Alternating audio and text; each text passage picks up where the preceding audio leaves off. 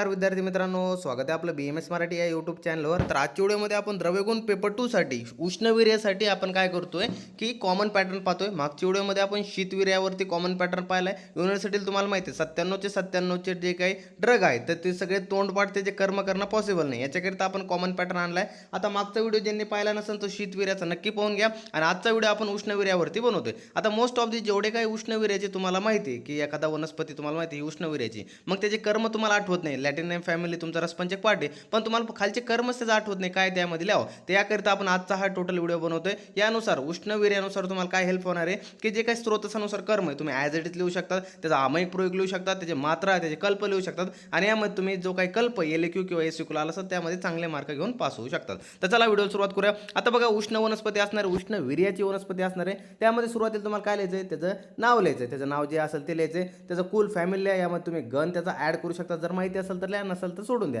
नंतर Latin name लिहा, नक्की लिहा. लॅटिन नेम खाली अंडरलाईन करायचं विसरूच नाही बरं का. आणि लॅटिन नेमचं जे फर्स्ट लेटर असेल ते कॅपिटलमध्ये करायचं आणि जे सेकंड लेटर असेल जे स्पेसिसचं म्हणतो आपण म्हणजे जीनस लेटर कॅपिटलमध्ये करायचं आणि स्पेसिस नेम जे असेल ते स्मॉलमध्ये आपल्याला म्हणजे जे असेल तर स्मॉल लेटरमध्ये लिहायचं आणि त्याच्या दोघांच्या खाली अंडरलाईन करायला विसरायचं नाही, समजलं. त्यानंतर त्याचे पर्याय नाव लिहा, 3 ते 4 पर्याय नाव वगैरे लिहा. प्रादेशिक नावाची गरज नाही, तुम्हाला काही गरज नाही, त्यात विचारलं असेल तर नसेल येत तर सोडून द्या. त्यानंतर काय प्रकार वगैरे प्रकार नक्की लिहा. प्रकार सगळ्यांचे तोंडपाठ करून जा, जे प्रकार वगैरे तुम्हाला माहिती आहे नक्की तोंडपाठ वगैरे प्रकार करून जा. म्हणजे प्रकार कसे तुम्हाला विचारतात. नंतर उपयुक्त अंग लिहा, त्यामध्ये तुम्हाला जे माहिती असेल, नसेल येत तर मूळ लिहून या. आणि ज्यांना तुम्हाला माहिती आहे नाहीच याचं म्हणजे तुम्हाला सगळ्यांना तोंडपाठ असेल तर ठीक आहे, नसेल जर त्याचं माहीत तर त्याचा उपयुक्त अंग मूळ लिहायला विसरू नका. त्यानंतर उत्पत्ती स्थान वगैरे तर हे काही विचारत नाही कधी, उत्पत्ती स्थान वगैरे ह्याचं काही टेन्शन घेऊ नका. गुणकर्म लिहावं लागतं तुम्हाला, रसपंचक पाठ करावं लागतं, त्यामध्ये रस लिहा, वीर्य लिहा, विपाक लिहा आणि गुण लिहा. अशा प्रकारे तुम्हाला हे 4 लिहायचं असतो. गुणकर्म ज्याला आपण रसपंचक म्हणतो, पंचकमध्ये काय होतं कर्म एक ॲड होतो, म्हणजे तुम्हाला रस लिहायचा आहे बरं का. रस तुम्हाला माहिती असेल नसेल. आता यामध्ये सिंपल तुम्हाला मी शीतवीर्य आणि उष्णवीर्याची जी काही ट्रिक दिली होती म्हणजे 97 ड्रगची रसपंचकची ट्रिक दिली होती, त्यामध्ये तुमचा रसपंचक पाठ झाला असेल, त्यामध्ये मोस्ट ऑफ दी तुम्हाला वीर्य आणि विपाक त्यामध्ये आरामशीर पाठ होतो. आणि गुणामध्ये मी कॉमन सांगितलेलं आहे, जर उष्णवीर्याचं असेल तर वृक्ष काय लिहायचं, वृक्ष आणि काय लघु वगैरे लिहू शकतात. लघु वृक्ष लिहू शकता तुम्ही, त्यामध्ये चिन्ह वगैरे ॲड करायचं कारण नाही तर सोडून द्या, पण लघु वृक्ष लिहू शकता. जर शीतवीर्याचं असेल तर त्यामध्ये गुरु आणि स्निग्ध हा गुण लिहायचा, कॉमन गुण असतो आणि त्यामध्ये बरोबर पण येतो. पण रसमध्ये लिहू शकतात, मग रस तुम्ही विपाकावरून लॉजिक लिहू शकतात की ह्याचा विपाक जर आपला कटू असेल तर कटू विपाकचा नॉर्मल कोणते कटू तिक्त कसे आहे, 3 रसापैकी त्याचा मोस्ट ऑफ द विपाक रस असू शकतो ना, मग त्यामध्ये तुम्ही कटू जर लिहिला तरी तुमचं ऑलमोस्ट उत्तर बरोबरच येतं, समजलं. त्यामुळे रसचं टेन्शन घ्यायचं नाही, फक्त वीर्य विपाकवरून तुमचा सगळा खेळ चालणार आहे, समजलं. गुण तर कॉमन असतात, त्यामध्ये गुणमध्ये तुम्ही लघु वृक्ष लिहू शकतात, लघु आणि वृक्ष हे ॲड करायला विसरू नका. आणि त्यामध्ये उष्ण तीक्ष्ण हा पण लिहू शकतात आणि सूक्ष्म सुद्धा लिहू शकतात. मोस्ट ऑफ द लघु वृक्ष हे खूप बरोबर आहे, अप्रोप्रिएट आहे. लघु वृक्ष तुम्ही लिहायचं विसरत नाही, समजलं. आता रासायनिक संघटनमध्ये तुम्हाला पुढे काय लिहायचं तर त्यामध्ये तुम्ही राळ लिहू शकतात, सिस्टोरॉल लिहू शकतात, क्षीरतेल वगैरे लिहू शकतात, क्षीरतेल वगैरे म्हटलंय, क्षार तत्व लिहू शकतात, त्यासोबत ग्लायकोसाइड्स लिहू शकतात तुम्ही. त्यानंतर पॉलिपेप्टाईड लिहू शकतात, कार्बोहायड्रेट लिहू शकतात, प्रोटीन लिहू शकतात. त्यानंतर तुम्हाला जे आणखी म्हणते जेवढे काही तुम्हाला दुसरे कॉमन मधले नाव माहीत असेल तर तुम्ही त्यामध्ये ॲड करू शकता, जे आपले प्रोटीन म्हणजे हे म्हणतो ना तर ते तुम्ही यामध्ये ॲड वगैरे करू शकता. अशा प्रकारे तुम्ही रासायनिक संघटन कॉमन मधलं लिहू शकता. आता दोषक आता बघा, आता शीतवीर्यामध्ये काय होत होतं की वात आणि कफ वाढत होता, बरोबर आहे. तर यामध्ये काय होतं उलटं होतं. आता उष्णवीर्य ना तर वात आणि कफ कमी होणार आणि पित्त काय होणार वाढणार. तर यामध्ये काय वाताचं वातग्न आणि कफग्न म्हणजे वाताने काय होणार आहे कफ कमी होणार आहे आणि जे पित्त आहे ते वाढणार आहे. कशामुळे तर उष्णवीर्यामुळे किंवा कटू विपाकामुळे असं लिहू शकतात. कटू आणि उष्ण जे कटू विपाक आणि उष्णवीर्यामुळे काय करणार पित्त वाढणार आहे आणि त्यानंतर वातग्न काय बरं तर उष्णवीर्य कटू विपाक असल्यामुळे हा काय करणार वातग्न आणि कफग्न कार्य करणार आहे, समजलं. त्यानंतर आता बघा प्रमुख कार्य आणि उपयोग. आता स्थानिक कर्म, आता हे तुम्हाला जर नसेल आठवलं पेपरमध्ये तर उष्णवीर्याचं कॉमन असतात की वेदना स्थापन करतात. कुष्ठ जे काही रोग आहे त्यामध्ये याचा तेलाचा आपण यूज केला जातो. श्वथर असतात, संधिवात यामध्ये हे उपयोगी ठरतात आणि पक्षाघात वगैरे इत्यादी जे आहे तर त्यामध्ये आपण लेप ह्याचा उष्णवीर्याचे जे द्रव्य तुम्हाला जो आले असेल तर त्याचं तुम्ही करू शकतात. हे कॉमन असतं, यामध्ये तुम्ही अशा प्रकारे स्थानिक कर्म लिहू शकतात. नंतर आता बघा त्यासोबत काय म्हटलंय कफ आणि वात प्रधान जे व्याधी. आता नॉर्मल तुम्हाला माहिती आहे दोषक ना तर तुम्ही कफ आणि वात कमी होतं ना, तर कफ आणि वात प्रधान जे काही व्याधी त्यासोबत वात रोग म्हणा त्यामध्ये तुम्ही ह्याचा रस चोळावा वगैरे असं म्हटलंय. त्याचा कफ शिरोरोगमध्ये यामध्ये यूज करू शकता तुम्ही. कर्णशूल असेल त्यामध्ये काना त्याचा रस टाकू शकतात. त्यामध्ये नेत्र अभिषंद असेल त्यामध्ये पापण्यावर याचा लेप करू शकतात आणि याचे तेल वगैरे केश वगैरे असे अशा प्रकारे कॉमन आहे तुम्ही लिहू शकतात. त्यानंतर अभ्यंतर कर्म तुम्ही हे लिहू शकता. आता इथून खरा कॉमन पॅटर्न सुरू होतो बरं का. आता खरा गेम इथून चालू होणार. ज्या विद्यार्थ्यांना रसपंचक चांगला पाठ आहे, ज्यांना सगळ्या वरच्या गोष्टी येतात, फक्त खालचं स्रोतानुसार कर्मात घोळ होतो, त्यांनी हा कॉमन पॅटर्न करून जा पेपरमध्ये चांगले मार्क पडणार. आता बघा अभ्यंतर कर्म पहिला तो अन्न पुरुष स्रोत, यामध्ये उष्ण तीक्ष्ण असणारे हा करणारे रुची निर्माण करणारे, त्यांना दीपन आणि पाचन करतोय, बरोबर आहे. अग्निमांद्याला दूर करतोय. अतिसार असेल त्यामध्ये कफत जे काही प्रवाहिका वगैरे असेल त्यामध्ये मलाचं संग्रहण करून अतिसारग्न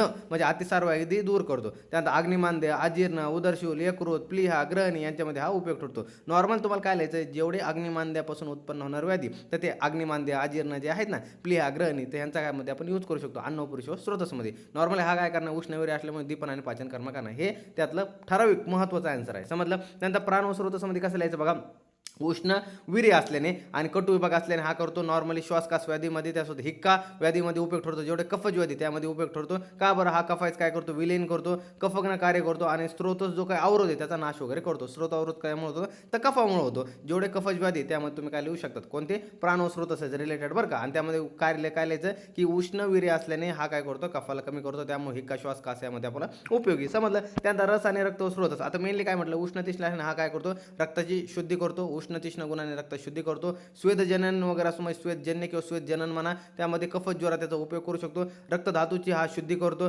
वात आणि कफत जे काही ज्वर आहे यामध्ये उपयोगी. रक्तप्रसादन वगैरे कार्य करतो. हृदयरोग म्हणा, रक्तविकार म्हणा यांच्यामध्ये हा उपयोग आहे. का बरं, तर उष्ण तीक्ष्ण गुणे, उष्ण विपाक आणि कटू वीर्यामुळं, कटू विपाकामुळं. तर अशा प्रकारे हा सगळं तुम्ही लिहू शकतात. कॉमन पॅटर्न आहे बाळांनो, दीदींनो, तुम्ही अशा प्रकारे शेवटच्या वेळेस तुम्ही त्याला लिहून चांगल्या मार्क यामध्ये घेऊ शकतात. म्हणजे मोस्ट ऑफ द तुम्ही रिकामे पेजेस सोडण्यापेक्षा काहीतरी लिहून आले तर त्यामध्ये तुम्हाला 5-6 मार्क तर आरामशी एलिक्यूला पडतील आणि एसिक्यूला 2-3 मार्क तरी इझिली पडून जातील. समजलं. नंतर मांस व स्रोतसमध्ये काय म्हटलंय, तर मांसामधील जे काही क्ले दे मेद आहे त्यांचे पाचन करून मांस जे काही आहे तर मांस वृद्धीचे मार्ग वगैरे मोकळा करून शरीरात वगैरे बल्ले वगैरे म्हणजे बल वगैरे देतो. त्यानंतर मेद व स्रोतसमध्ये काय म्हटलंय, तर उष्ण तीक्ष्ण गुणाने हा मेदाचे आणि क्लेदाचे पाचन वगैरे करून शरीरास वगैरे बल देतो आणि तीक्ष्ण गुणाने काय करतो, मेदाचे लेखन कार्य करतो. समजलं दीदी. नंतर बघा दादांनो काय म्हटलं, मध्य व स्रोतसमध्ये तुम्ही काय कॉमन लिहू शकतात, तर बघा वातशामक. आता वाताला कमी करतो, वातशामक असल्याने वेदनाशामक आहे. त्यासोबत पक्षाघात आणि वातविकारामध्ये उपयुक्त असल्याने त्यासोबत वात वाहिन्यामध्ये हा काय करतो, बल्य आहे म्हणजे बल वगैरे देतो. समजलं. त्यानंतर शुक्र स्रोतसमध्ये काय लिहू शकतात, आता हा काय करणार आहे मेनली, तर शुक्र स्रोतसमध्ये उष्ण असल्याने हा वाजीकरणात उपयोगी आहे. त्यानंतर वाताचा अनुलोमन असल्याने हा सकष्ट जे काही प्रसूती वगैरे, सकष्ट प्रसूती म्हणजे डिलिव्हरी म्हणतो आपण, त्यामध्ये उपयुक्त आहे. त्यानंतर गर्भाशयाच्या वाताचे आणि कफात जे काही वेदना असतात त्यांना वगैरे कमी करतो. त्यानंतर गर्भाशयामध्ये शोधन करतो, शुक्र दौर्बल्य दूर करतो आणि योनी बाबत जे काही व्याधी आहेत जसं की श्वेतप्रदर, रक्तपदर यांना काय करतो, या व्याधीमध्ये हा उपयोगी वगैरे आहे. समजलं. त्यानंतर मूत्र व स्रोतसमध्ये काय लिहू शकतात, तर मूत्र व स्रोतसांचे संबंधित जे काही वात व्याधी वगैरे आहे त्यामध्ये मांसपेशी वगैरे यांना बल वगैरे देतो. त्यानंतर लहान मुलांच्या मूत्रशयातील जे काही दोष आहेत दोषांमध्ये हा उपयुक्त आहे. त्यानंतर वृद्धात वगैरे मूत्रप्रवृत्ती यांचे नियंत्रित राहण्याकरिता हा उपयोग ठरतो आणि उष्ण असल्याने हा अश्मिरी भेदन वगैरे वगैरे करतो. तर अशा प्रकारे हा मूत्र स्रोतसा सुद्धा उपयोगी आहे. त्यानंतर आम्ही आणखी काय लिहू शकतो त्यामध्ये आणखी, तर ज्वर मध्ये हा काय करतो, कफज ज्वर आहे त्यामध्ये उपयोगी आहे. वातज ज्वर, कफज ज्वर, कारण की वात आणि कफाला कमी करतो. समजलं. श्वेतजनन असल्याने हा कफज आणि वाताचे उपयोगी आहे. त्यानंतर कुष्ठमध्ये काय लिहू शकता तुम्ही, जे काही बघा, तर हा तीक्ष्ण आणि उष्ण असल्याने हा जो क्लेद आहे क्लेदात नाश करतो म्हणजे कफाचा कमी करतो ना, त्यामुळे जे काही दुष्ट कफ आहे त्यांचा नाश करून कुष्ठग्न वगैरे कार्य करतो. सिंपल आहे दादा. नंतर काय म्हटलं, प्रमेय. आता प्रमेयमध्ये काय म्हटलंय, प्रमेयात क्लेदाचे शोषण करून मूत्रलता कमी वगैरे करतो. प्रमाणात काय करतो, क्लेदा शोषण करतो, त्यामध्ये मूत्रलता जे आहे ते कमी करतो. त्यानंतर त्वचामध्ये त्वचा श्वेतजन्य असल्याने हा कुष्ठग्न वगैरे कार्य करतो. समजलं. त्यानंतर स्रोतगामित्व वगैरे ध्यानात ठेवा, हा दोष मेनली वात आणि कफाला कमी करतो. धातूमध्ये रक्त धातूचे वर्धन करतो. रक्तामध्ये ध्यानात ठेवा, पित्ताचं वर्धन होतंय तर रक्ताची वृद्धी होणार, बरोबर आहे. त्यामध्ये पित्ताचं वर्धन होतं तर रक्ताची वृद्धी होणार, म्हणजे जर रक्त धातूचं वर्धन होतंय आणि इतर धातूचा काय होतं, क्षय होतो. बाकीच्या मागच्या शीतविर्यामध्ये ध्यानात ठेवा, मांस धातूची वृद्धी होत होती बरं का. त्यामध्ये मांस धातूमध्ये मेन होते, म्हणजे सगळ्या धातूची वृद्धी होती, पण मांसमध्ये चांगली वृद्धी होत होती. का बरं, कारण शीतवीर्य होतं. पण इकडे उष्णवीर्यामध्ये काय होतं, रक्तवृद्धी होती. का बरं, पित्त वाढते म्हणून. समजलं. नंतर मलाचं स्तंभन होतंय, स्वेदजनन वगैरे कार्य करतोय. का बरं मला स्तंभन, कारण की संग्राही कर्म करतोय. मलामधला जो काही द्रवांश तो शोषून घेतला जातो उष्णवीर्यामुळे, त्यामुळे मलाचं स्तंभन होतं. आणि स्वेदजमन, आता नॉर्मली उष्णवीर्य वाढलाय, शरीरात पित्त वाढलं तर घाम येणार ना,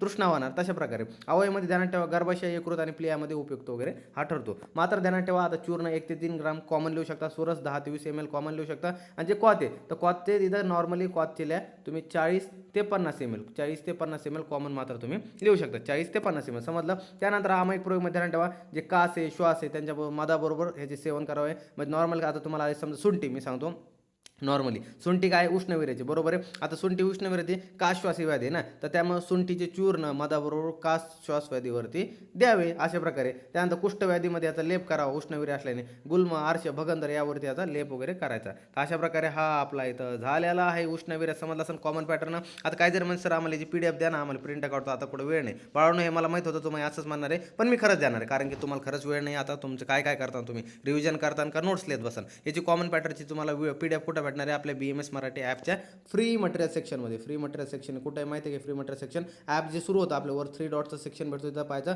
फ्री मटेरियल सेक्शनमध्ये तुम्ही ह्याला पाहू शकता. फ्री मटेरियल सेक्शनमध्ये तुम्हाला याची PDF भेटणार आहे. फ्री मटेरियल सेक्शनमध्ये तिथं जा, याची PDF तुम्हाला व्हॉट्सअपला सेंड करून घ्या आणि तिथून तुम्ही काय करायचे लगेच याचे प्रिंट मारून ह्याचा अभ्यास करा. शेवटच्या वेळेस तुम्ही 3 दिवसाचा वेळ आहे पेपर 1मध्ये 3 दिवसाचा वेळ आहे, त्यातला 1 दिवसामध्ये याचे नक्की कॉमन पॅटर्नचा अभ्यास करा आणि पेपर 2 मध्ये तुम्हाला फक्त 1च दिवसाचा वेळ आहे बरं का. त्यामुळे सांगतो पेपर जे काही 1च्या मध्ये 3 दिवसाचा गॅप आहे त्यामधला पहिल्या दिवशी तुम्हाला काय करायचं पेपर 2चा अभ्यास करायचा. उर्वरित 2 दिवस पेपर 1चा अभ्यास करा आणि नंतर पेपर 2चा जो आहे त्यामध्ये 1 दिवसाचा ऑलरेडी तुमचा अभ्यास झाला असेल आणि 1 दिवसामध्ये तुम्ही उरलेला अभ्यास करा. त्यामुळे असा तुमचा टोटल सिलेबस इझिली कव्हर होऊन जाईल बरं का. अशा प्रकारे टोटल आहे समजलं. तर अशा प्रकारे हा उष्णविर्याचे आपण पाहिलं आहे. अशा प्रकारे कॉमन पॅटर्न झाला आहे. आणखी तुम्हाला आपल्याकडे रसशास्त्राचं कॉमन पॅटर्न आहे, खूप सारे कॉमन पॅटर्न आहे. जर तुम्हाला पाहिजे असेल ना बाबा तर कॉमेंटमध्ये सांगा की सर आम्हाला हे पाहिजे, हे व्हिडिओ पाहिजे. आपण यावरती जास्तीत जास्त व्हिडिओ आणू. तुम्ही फक्त कॉमेंट सांगा, यावरती तुम्हाला भरगतचे व्हिडिओ वगैरे भेटते आणि ते पण हेल्पफुल ठरतील. असे हवात वगैरे तुक्केबाज वगैरे नसतील, हेल्पफुल व्हिडिओ ठरतील. पेपरमध्ये आरामशीर तुम्हाला खूप सारे मार्क देऊन जातील समजलं. तर अशा प्रकारे टोटल हा व्हिडिओ होता. आणखी चॅनलला व्हिडिओ आवडला असेल चॅनलला लाईक करा, शेअर करा आणि सबस्क्राईब करा, कारण की ह्यापुढं तुम्हाला युनिव्हर्सिटीला यावरती आपले खूप सारे व्हिडिओ भेटणार आहे. एक्सपेक्टेड MCQ भेटणार आहे, एक्सपेक्टेड क्वेश्चन भेटणार आहे आणि डे वाईज स्ट्रॅटर्जी प्लॅन वगैरे भेटणार आहे. तुम्ही या 2 दिवसामध्ये 3 दिवसात तुम्हाला जसं वेळ तुम्ही कसा अभ्यास करू शकता हे सगळं टोटल प्लॅन भेटणार आहे. त्यामुळे चॅनलला लाईक करा, शेअर करा आणि सबस्क्राईब करायला विसरू नका समजलं. तर भेटूया आता पुढच्या व्हिडिओमध्ये पुढचा टॉपिक घेऊन. तोपर्यंत धन्यवाद. आणि आपल्या ॲपमध्ये तुम्ही विसरू नका, ही जी PDF अवेलेबल आहे तिथून जाऊन डाउनलोड करा. ॲप कुठे प्ले स्टोरवरती आहे बरं का समजलं. तर भेटू आता पुढच्या व्हिडिओमध्ये पुढचा टॉपिक घेऊन. तोपर्यंत धन्यवाद.